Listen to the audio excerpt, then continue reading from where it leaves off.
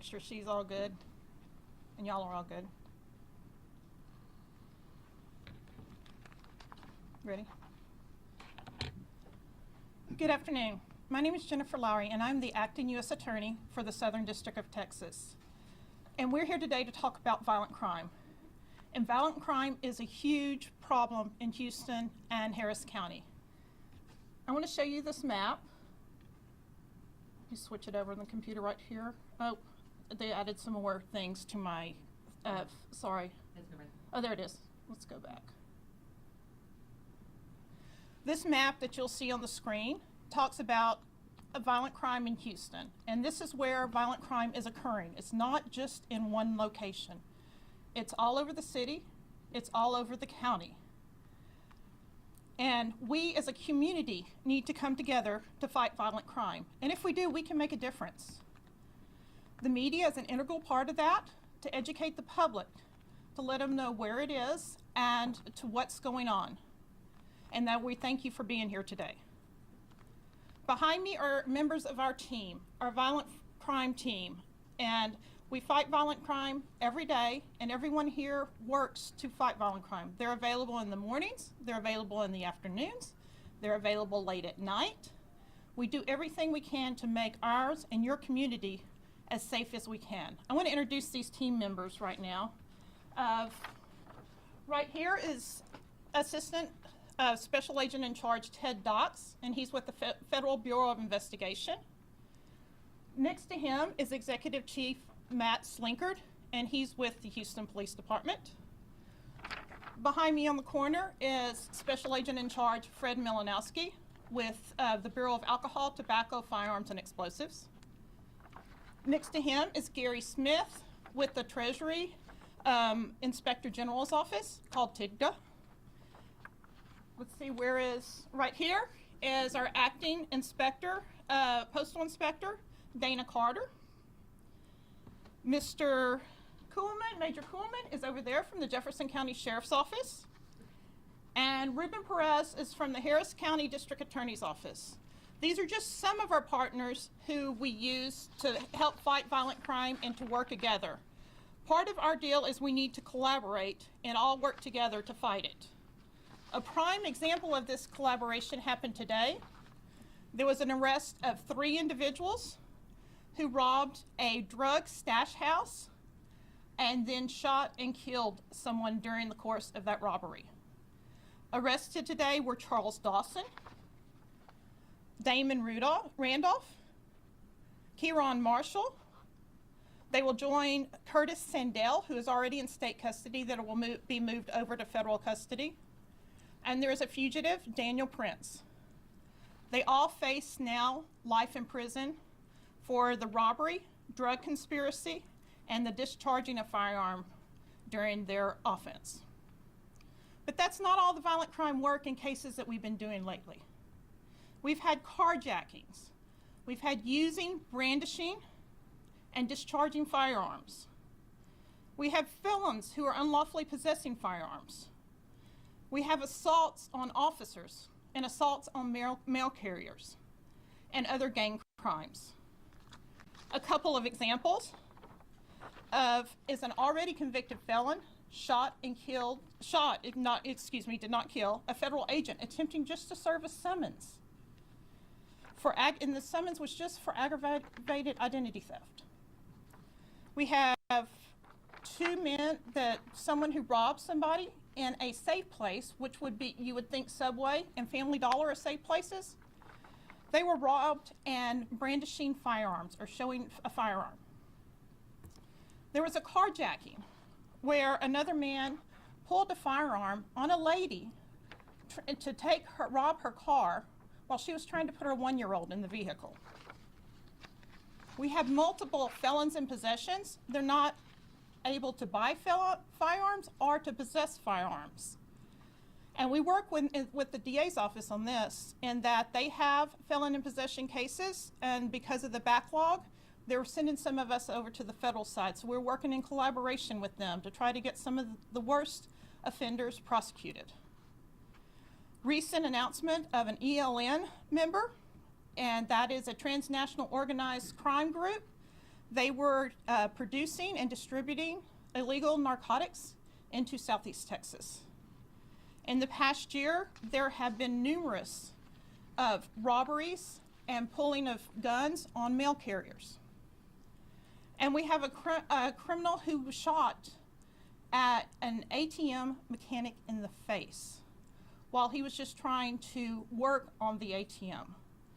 Those are just some of the cases that we have had recently that have been indicted throughout the federal system.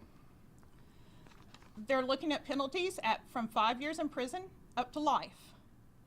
The other firearm offenses, if there's an extra firearm offense on top of it with the underlying offense, are looking at the ones we discussed, a minimum of 7 years up to life. The fines are from $250,000 to $10 million. We talked about felon in possessions. If they have 2 previous violent felonies or 2 previous drug trafficking felonies and are mixed, they're looking at a minimum of 15 years in prison up to life. And there's no parole in the federal system. I'm going to step back a little bit. I'm going to let our team talk to you about some of the things that they're doing in the violent crime arena.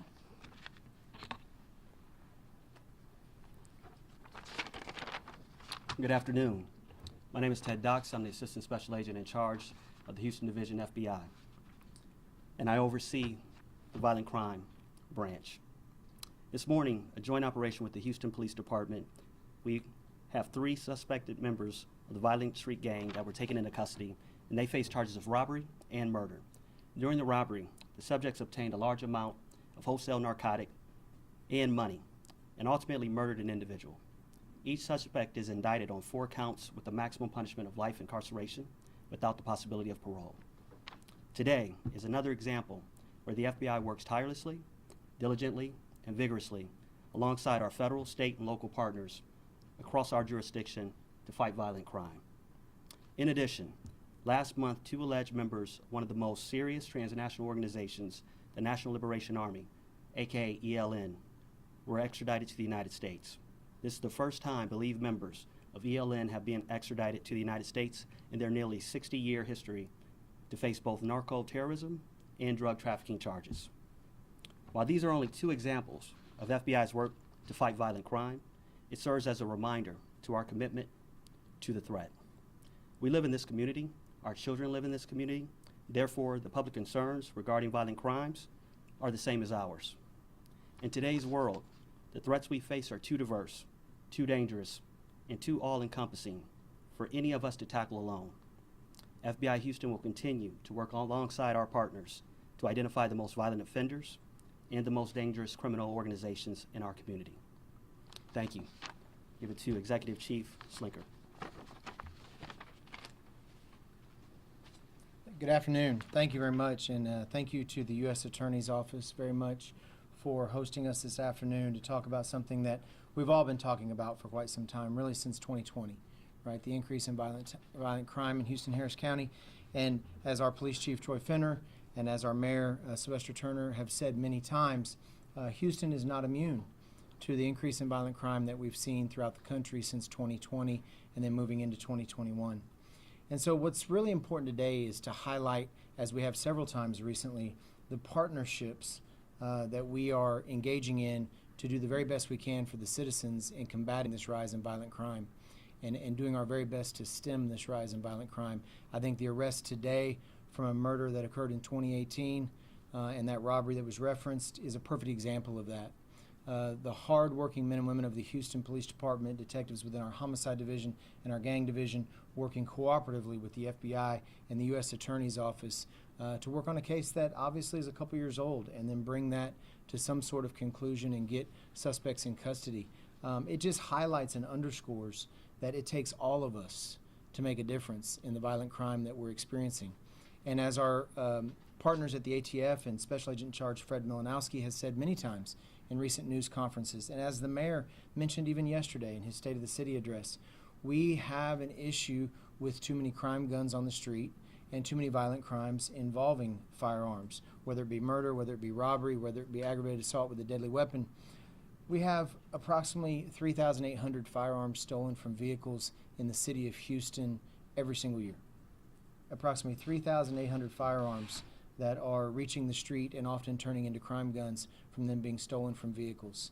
And so we are still encouraging the public to secure their firearms to make sure that those do not become crime guns and in the hands of those that would harm the innocent in our society and those that would prey on others. The Houston Police Department, I want to emphasize today, despite the rise in violent crime that we have seen, the Houston Police Department will continue to work tirelessly with all of the partners that you see up here to continue to have the greatest impact possible with the resources that we have on this increase in violent crime. And we've been doing a good job at that. And the arrests this morning are a perfect example of that.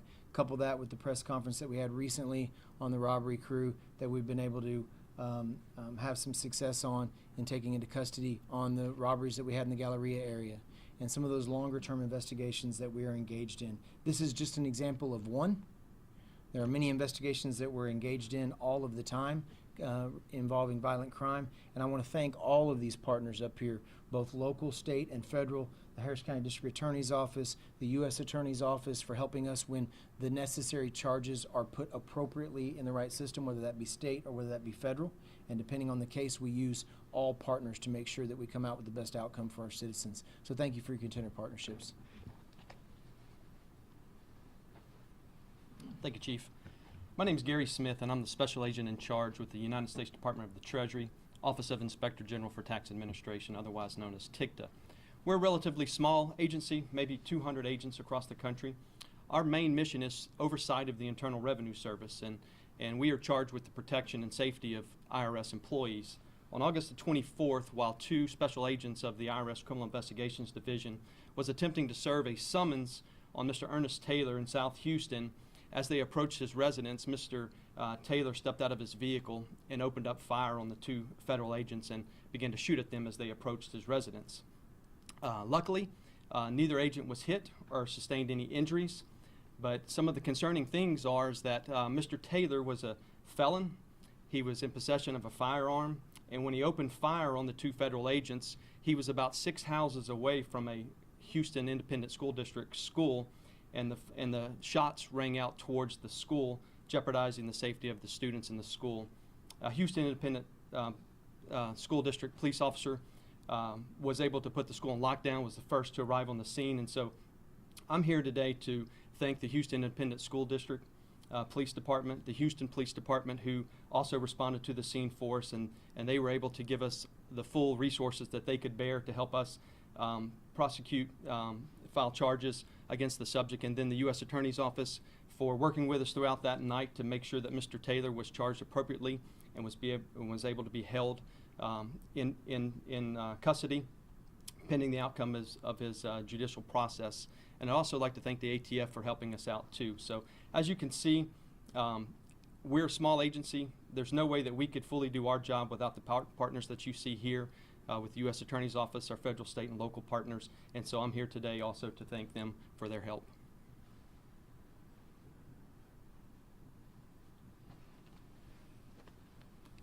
Good afternoon, everyone. First, I'd also like to thank the U.S. Attorney's Office for hosting this event and thank our partners as well for joining us and all the support we do together to have an impact on violent crime. My name is Dana Carter. I currently serve as the Acting Inspector in charge of the Houston Division, United States Postal Inspection Service. Strategic part of our mission, the United States Postal Inspection Service, is to protect the Postal Service, its assets, its employees, its customers, and ensure public trust in today's mail system. We have a defined group, women and men, formerly known as postal inspectors, who work daily to ensure that that mission comes into place. I'm here to tell you today that violent crime against Postal Service workers and employees is rare. However, when these events do occur, postal inspectors come together, dedicated, working with our partners, some of which you see here today, and with the U.S. Attorney's Office, to seek out those criminals, to arrest them, and to fully prosecute them with the help of the U.S. Attorney's Office to the fullest extent of the law. No one can accomplish all of this alone. And it is why I'm standing here today to thank our partners, as we come together to become force multipliers, working against any type of violent crime here in the city of Houston. I would like to thank all of the agencies standing here behind me once again. I'd like to thank the community. As it was said earlier by ASAC from the FBI, we all live in the community. Our children live in the community. What impacts the community impacts us as well. And we stand here today as a united front against violent crime here in the city of Houston. So once again, on behalf of the men and women of the Postal Inspection Service, thank you, and we look forward to the continued partnerships.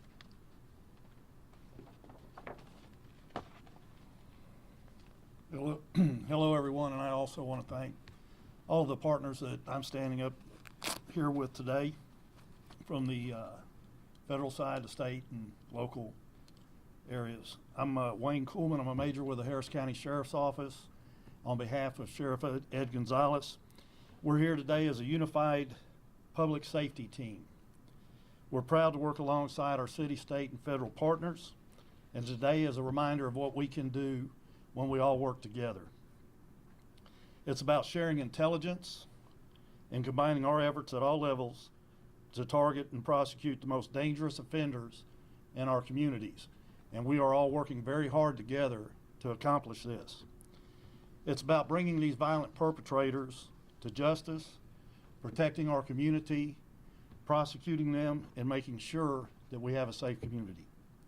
On Tuesday, we stood with our extended family at the Houston Police Department to address the immense danger of pistols rigged with automatic switches that turn them into machine guns. About cases we know of where these types of weapons were used most recently in the murder of a Houston police officer. It's not uncommon for us to take on cases like the one referred to earlier by the U.S. Attorney that happened in 2019, where a mother was taking her child and putting her in the car and being robbed at gunpoint, and her car taken in these carjackings. It happens in the city, it happens in the county, it's happening all over. These grim stories are not outliers. They're not confined to one part of the county or one part of the city. They're happening everywhere. That's why we're here. It's unacceptable, and we'll do whatever it takes to keep our communities safe. But I would also like to make a partnership with the community. I'd like to remind y'all about Crime Stoppers and other entities that you can contact to bring forward information that will assist us in bringing these criminals to justice. So I want to thank everyone today, and I'm going to pass this off to Reuben. Thank you, sir.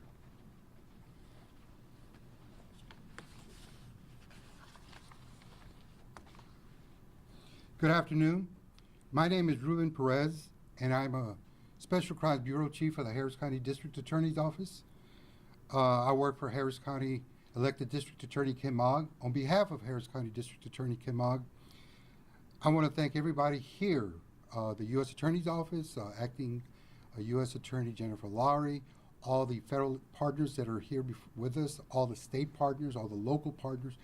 Thank you so much for giving us an opportunity to address this issue that we're facing here in Harris County and in Houston. We want to really, really emphasize, and I want to echo everything everybody has said here today, that we need to work together, and we are working together. City, state, and local agencies, Crime Stoppers, community action-based programs, and NGOs, everybody's working together to combat this problem that we're having here in Harris County. Now, I think I have a unique perspective to this issue. As a retired federal prosecutor and now as a district attorney, I have a front row. I've been in the front row to see how everybody working together can come to a just conclusion, a successful prosecution of these violent offenders. It's great when we share resources, limited resources, when we share intelligence, when we all work together to prosecute these cases. Again, I want to thank the community. I want to thank everybody here. But before I close, I want to address something that I really think is important. Our Constitution protects every person on our soil. every person on our soil. Our Constitution does not say citizens, it says persons. So I want to emphasize to the public, I want to send this message to the community, that regardless of your legal status in our country, regardless of your socioeconomic status in our country, no matter where you live, no matter who you are, we're here to protect you. We're here to do the best we can to make you safe. We're not here to deport you. We're not here to call immigration if you're a victim of crime, to say, hey, you know, we got a victim, please deport. We're not going to do that. We're here to protect everybody. So again, God bless everybody here with us. God bless the community. And thank you very much, Ms. Laurie, for giving us the opportunity to spread this message. Again, thank you. Thanks, Chief Perez, and thanks to all the team members. We'll take a couple questions now, and then my senior advisor, Mark Donnelly, will come up and do a briefing in Spanish. So does anybody have any questions? How do some of these transmit? How are they both prosecuted federally and by state law? How are some of these?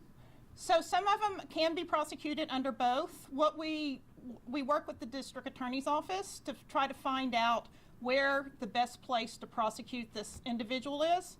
Say if it's a murder case, then it's better prosecuted in the state. We can only get a federal jurisdiction if maybe they had a gun and then they were a felon. They're going to get more time on the murder case than they're going to get on a felon in possession. But what we'll do a lot of times too is if they are prosecuted in the state on the murder case, we will do a complaint for a felon in possession, not file it, but have it ready in case they are released on bond. Are all these cases linked, or you guys just put them all together? Right? We kind of put them all together. This is just kind of some of the violent crime. They're not linked. There's some of the violent crime work we've been doing lately that have been indicted recently. Can we talk about violent crime? We're streaming now. And it's like the trend, Executive Chief Slinker had put it, like, we've been talking, violent crime is up since 2020. Well, the FBI is in the room. I don't know if they can pull, like, UCR reports or something for us. Like, what do we mean by violent crime is up? How many violent crimes are currently in the process of being investigated right now? Does anybody, I don't have any specific details on that. Sure, and we'll follow up with you for more specific numbers. If you're looking at all the violent crime like UCR. Oh, it's just like, violent crime's up in Houston and Harris County. Yeah. It just helps so our viewers understand what that means. Sure. So not every crime category, you mentioned UCR, right? Mm-hmm. Which is the old Uniform Crime Report as it relates to major cities reporting UCR crimes through the FBI's guidelines. As we all know, we've done numerous press conferences on that. That changed a couple of years ago where now it's NIBRS-based reporting, National Instant-Based Reporting System, and NIBRS, which is basically replacing the old UCR for stats and collection, which is quite a bit different, right, that system. So you have to be careful in comparing those statistics. But beyond that, not every crime category, when you look at UCR crime categories, you have Part 1 and Part 2. Mm-hmm. Yeah, most of the violent crimes in Part 1. Not every crime category is up. And so we'll follow up and get you some more statistics on that, specifically for the city of Houston. But specifically today, talking about murders, as we've said many times, we all know that murders have been up. And we've shared that several times. And we really saw that beginning in 2020. Hoping that it would stem a little bit moving into 2021, and depending on where we're on the pandemic and coming out of some of those things, hoping that some of those norms might return. Thus far, we haven't seen that. And just like every major city in America, we're still seeing the same thing as it relates to specifically an increase on murder. You had a question? How deep is the federal government intend to go to help, curb this violence? We have had cases recently. A grandmother was killed while stealing her purse. She was run over, and then there was another person, like a week later, on the same street, that was dragged to her death because they were trying to steal her. How deep are you going to? Are you planning to go to get this? This is crazy sometimes. I agree with you. If there is a federal nexus, we are ready to prosecute, and we'll work with our partners to build the case and to get the case ready and to present to a grand jury and to prosecute it. So, in the 2018 murder, what was the specifics of that? It was a drug stash house that the gentlemen that were arrested today went to go rob, and in the process of robbing it, they killed a gentleman at the stash house.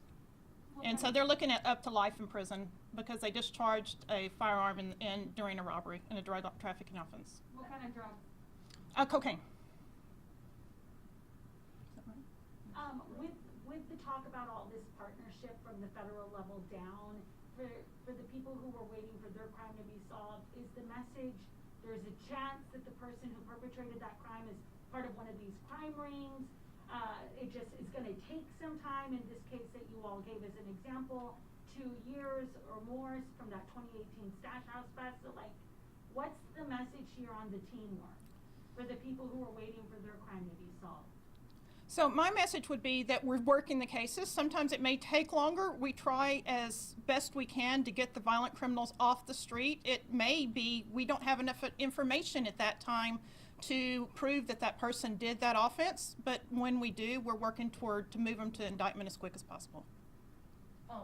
So since, like, all the incidents you guys are talking about are not really, they're not related to each other, and usually when you guys have one of these events, there's an overarching theme, or the crimes are connected, or it's a syndicate, or something like that. I'm just trying to get a handle on what your overarching point is today, with so many agencies together on, I mean, crime happens every day in Houston, right? In state, local, national level. So is there like a theme or something today?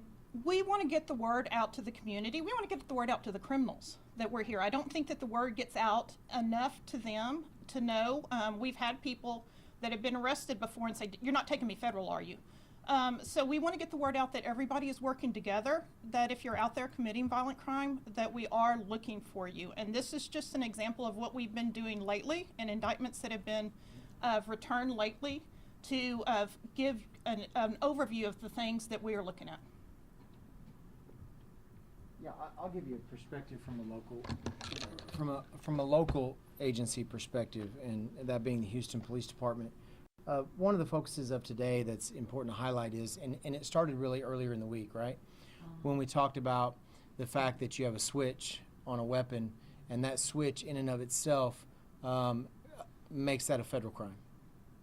And so when you are the local jurisdiction and you are like the Houston Police Department or any other major city local police department, it's not just about working with your state partners in the district attorney's office, which obviously we do on a daily basis. It's about working with all of your federal partners to have the greatest possible impact on curbing the violent crime. Whether that's prosecuting when somebody's in possession of contraband that makes it a machine gun by law, right? One of those switches that we talked about earlier, or whether it's a crew that because of their activities together and their conspiracies together, or that fact that they might be a felon already in possession of a firearm and then committing another crime with that firearm, the fact that that also makes it chargeable in the federal system, all of those things are options that we as a local agency are going to use, right, to do the very best we can in holding those accountable that are preying on innocents in our society.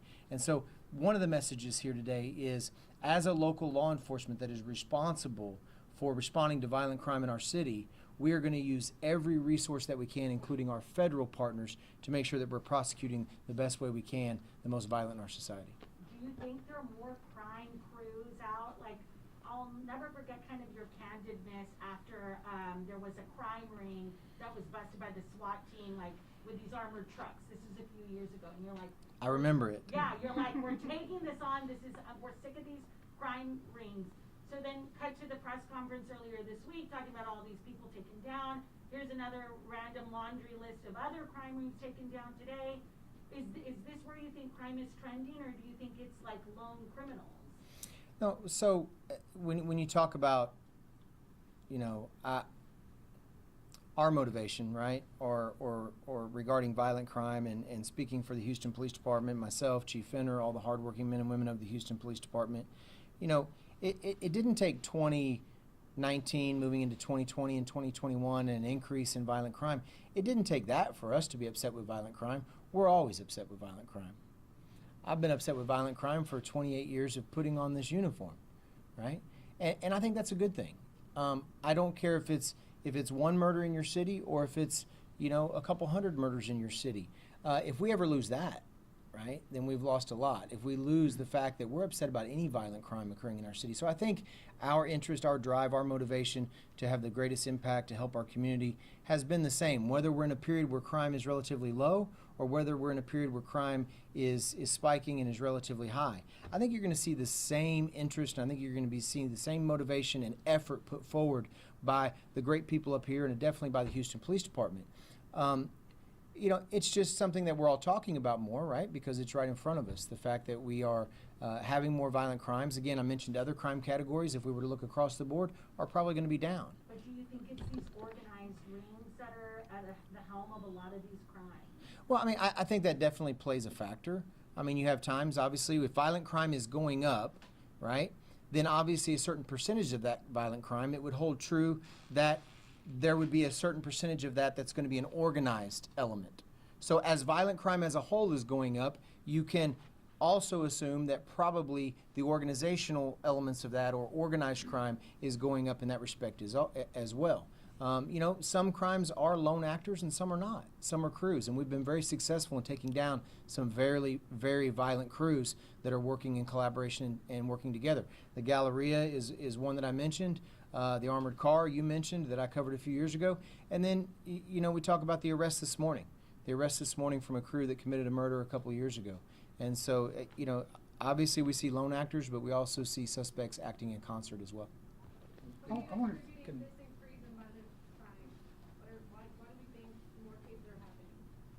Well, I mean, it's something that can be studied for decades, right? And probably will.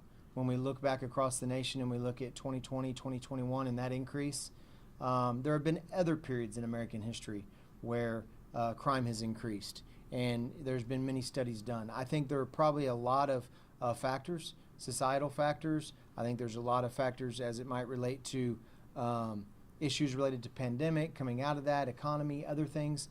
So there's a lot. The entire criminal justice system, us working together, making sure that everybody's working coming out of a pandemic and that we're all putting our best foot forward to have the greatest impact for our community. I think all of these things are potential factors contributing to the rise that we've all seen. And I think it's going to take quite a bit of time to ascertain exactly what was the biggest factor. But we can't wait for that, right? We can't wait for studies to determine why did it happen, why did the nation see this increase.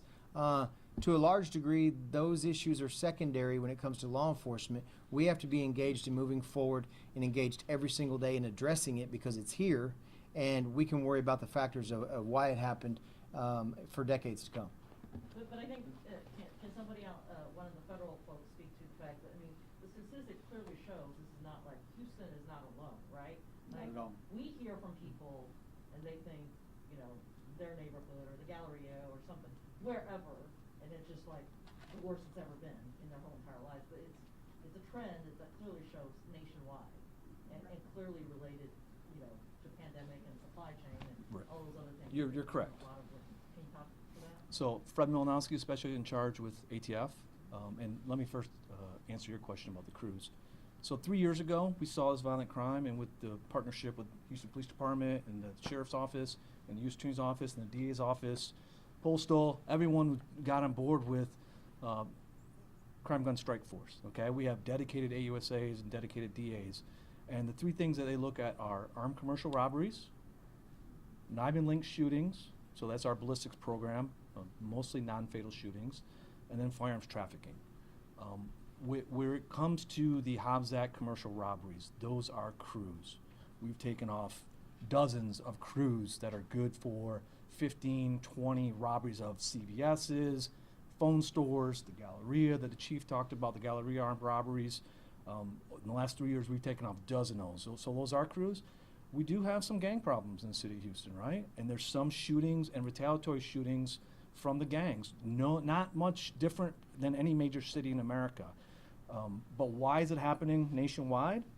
You know, we've had a record volume of guns sold over the last 8 years. It's not just the last 4 years, over the last 8 years. So that doesn't mean guns are bad, doesn't mean people who buy guns are bad, but it just puts more opportunities for criminals to get their hands on them.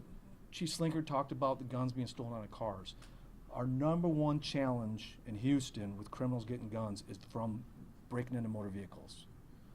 That's the problem. That's where they're getting a good majority of their guns. And the other challenge is that people who own guns don't keep records of their make, model, and serial number. So even when the gun does get stolen, they can report it to the police, but the police can't put it into NCIC because they don't have make, model, and serial number. So very well, we could have a lot of these murder weapons that police have come in contact with already, but they weren't reported stolen, so the police weren't able to seize them. So for a variety of reasons, we're having it, but it's nationwide. When you look at something nationwide, you gotta know that the pandemic does have some influence, right? There's a lot more family violence we've seen nationwide than what we're used to. And that is unfortunate because people are cooped up and it's problematic, they're stressed out, and bad things happen. But certainly the volume, and I'll call it the quality of guns, right? We talked about the auto switches. When I came on this job in 1990, they handed me a 6-shot revolver, okay? Nobody has a 6-shot revolver anymore. Now, criminals have access to a Glock firearm with a 30-round magazine that fires fully automatic. That's a whole different world. And if those types of guns get in the hands of these active shooters, you can only imagine if Santa Fe High School, if that individual would have had one of these, how much worse it would be. So that's why it's critical for us. And that's why we're working with the Sheriff's Office and the PD, and that's why we did the press conference this week. And that's why we let the community know about the Galleria robberies. The Violent Offender Squad from HPD jumped all over that. 55 armed robberies in the Galleria this spring and early summer, and they've knocked it down along with support of the Crime Gun Strike Force and the U.S. Attorney's Office and the DA's office. And the nice thing about having ADAs and AUSAs together that come to our coordination meetings every Tuesday is they can talk and they can decide where's the best place to prosecute this and how's the best way to do it. We all know that there's a challenge with the backlog of cases at Harris County. We all know there's a challenge with people that are out on bond continue to commit crimes. And so if they're violent criminals and they continue to commit gun crimes, we've committed with the U.S. Attorney's Office and HPD and the Sheriff's Office for ATF to adopt those cases and indict the felon in possession cases or the carjacking cases that Jennifer Laurie talked about. That way, there's potential for us to get those people off the street. And our mantra is, let's get shooters off the street before they become homicide suspects. That's our goal. Now, people will ask, homicide rates are still going up. The strike force arrested about 250 people last year. If those 250 violent criminals with guns were still on the streets, it would even look worse than it does today. So we continue to, with our partners, listen, nobody in Houston has the resources that we need to prosecute and to investigate and prosecute all this violent crime. And so if we're not being efficient and not working together and we're working in silos, that's problematic. And so we got to knock those down, which is, again, one of the reasons we established the Crime Gun Strike Force 3 years ago. And doing the best we can, everyone is.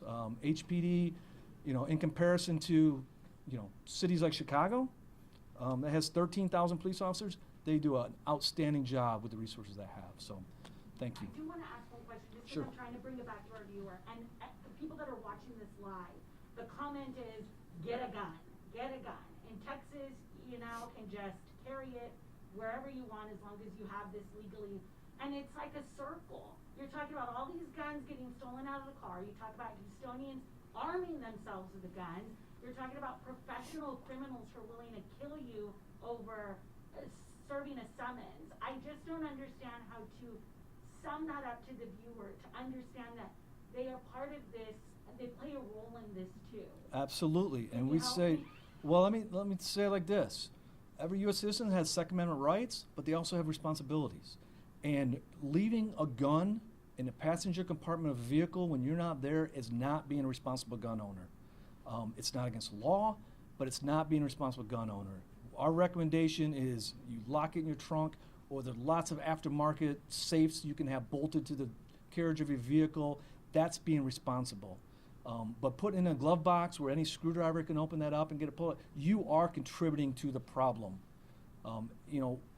HPD had a sergeant killed 2 years ago in a domestic violence incident. That gun was stolen out of a car.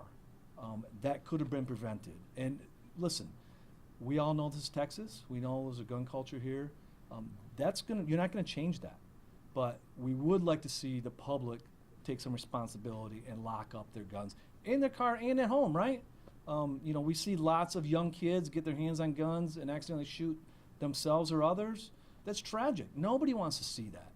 And so, yeah, we are asking the public to be responsible gun owners. So let me call Senior Advisor Mark Donnelly up here, and he'll give a briefing in Spanish.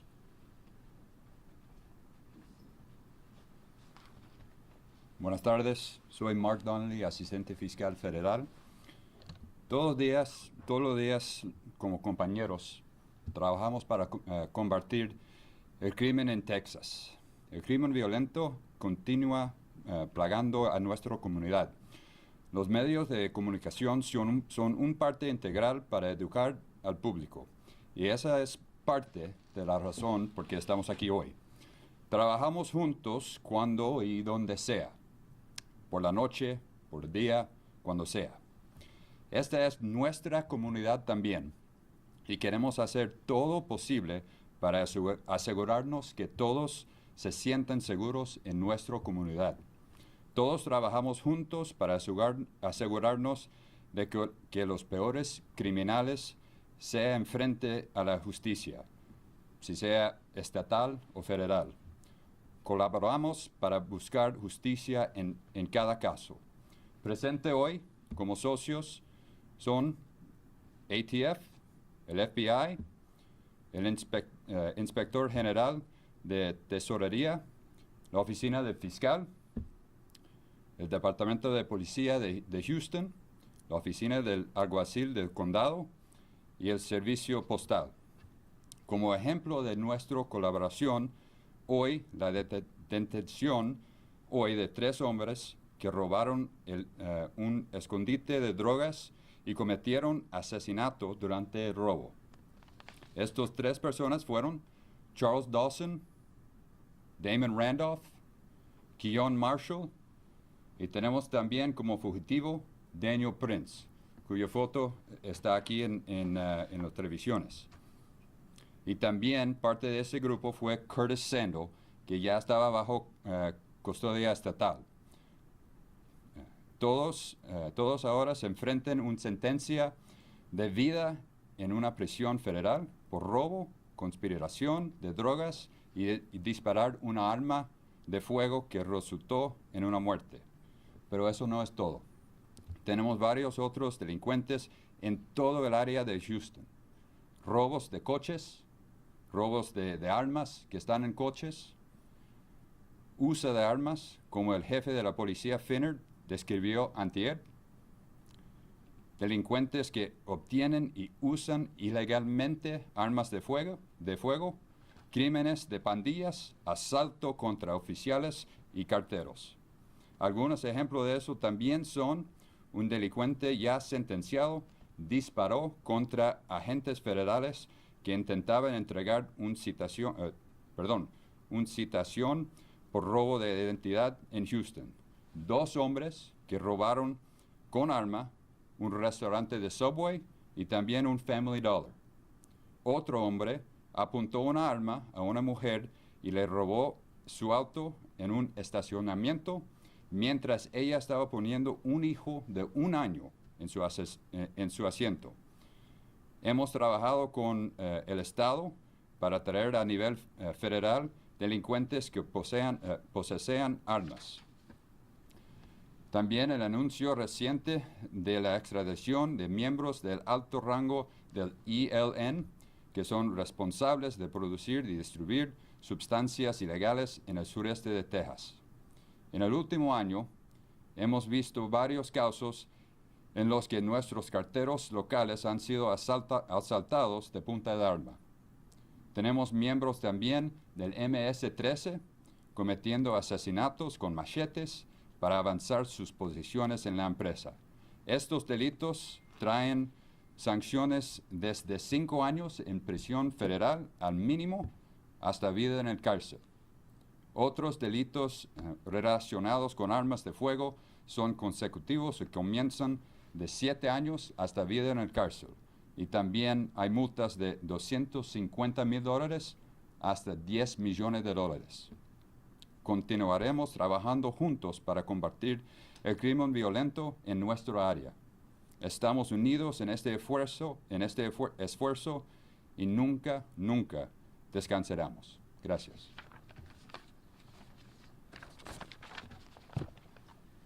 Thank you all for coming today. We really appreciate it. And thanks for all of the team here for being here. And it does take everybody, the community and all of these folks behind me and all of our other agencies to make our community safe. Thank you.